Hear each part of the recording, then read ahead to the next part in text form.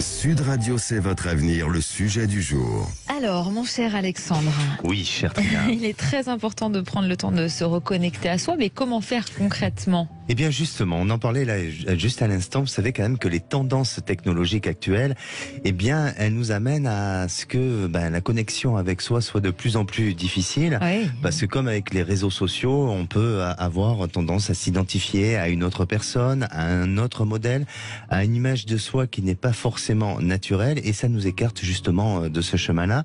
Alors, ce qui ne fait pas alliance aussi à la connexion à soi, c'est de ne plus avoir d'activité physique, créative et culturelle, comme on a pu le vivre récemment. Ah oui. Et voilà. Et cette méthode nous amène à la perte de notre propre connexion. Alors, aussi, l'ennemi premier de la connexion à soi, c'est de laisser passer des opportunités de faire ce que l'on aime.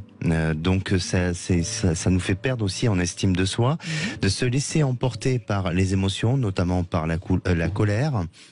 Les méthodes les plus répandues pour se connecter à soi vont être de prendre le temps d'écrire son petit journal sur ce que vous avez vécu dans votre journée, sans jugement, surtout pas.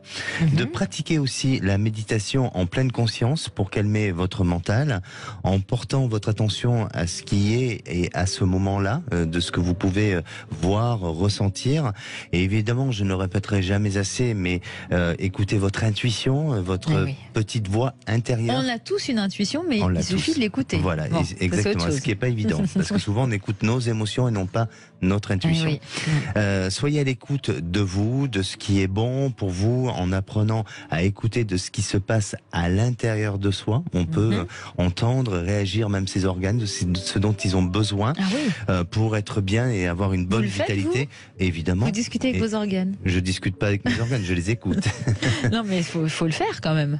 Oui, mais c'est un moment important et je crois que ça nous permet déjà de ne serait-ce que l'approche avec l'alimentation, de ce qui est bon pour notre corps et ce qui n'est pas bon, et non pas seulement être juste dans le désir ou dans la gourmandise de certaines choses. Vous voyez ce que je veux dire? C'est dur la gourmandise.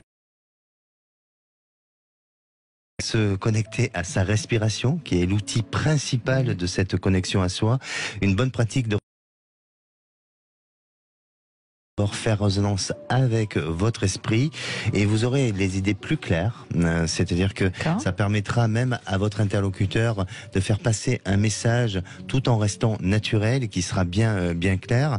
Et puis un dernier conseil, entretenez une relation avec soi, nourrir cette relation comme si vous parlez à votre meilleur ami avec beaucoup de bienveillance. Et vous verrez que si vous suivez ces conseils-là, vous allez pouvoir reprendre la connexion avec soi. En tout cas, ils sont très précieux ces conseils, donc merci.